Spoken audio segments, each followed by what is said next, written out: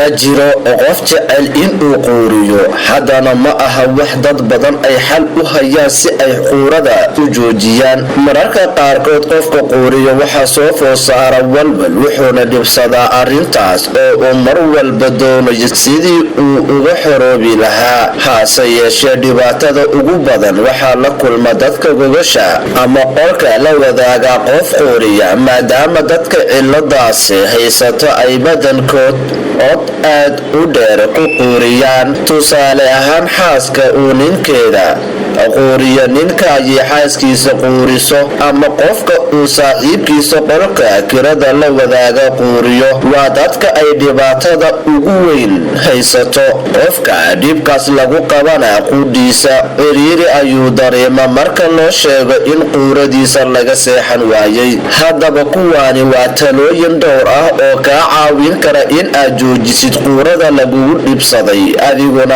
aad u nacday. Sida aan ognahay, quurada waxay ka dhalataa qofka oo ay dhib ku tahay inuu si fiican sanka uga neefsado. Ogow in quuradu aysan ahayn wax aad u xun, inkastoo walwalka ay horseedo uu dhib kuu keeni karo. Koow, xal ku meel gaar ah. Badal qaabka aad mar walba u seexatid. Quburada caafimaadka waxay sheegeen in badanaa aan quurino marka aan u seexano dhabar oo wejigeena uu xagga sare u jeedo. Isku day in aad dhinac u seexato, waxayna u badan tahay in aadan quurinin.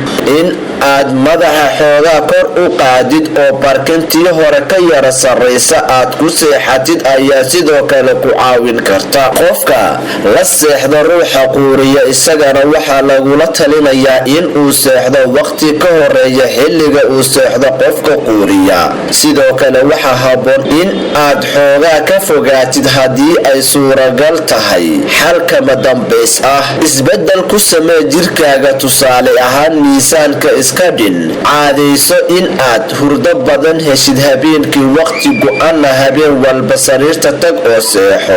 Xal u raadi si aad isaga yaraysid daalka badan ee maalintii aad la kulantid, sababtoo ah mid ka mid ah arrimaha ugu waaweyn ee quurada keena waa qofka oo daal fara badan dareemay. Jooji maandooriyaha sida qaadka, sigaarka iyo balwadaha kale ee la midka ah. Haddii intaas oo dhan kadib ay quurada kaa joogsan weyso, la xiriir dhakhtar, waayo waxaa laga yaabaa in uu kuu helo daawooyin ku caawiya. Haddii aad ku faa'iido talooyinkan, fadlan noogu sheeg kommentiga. Mahadsanid.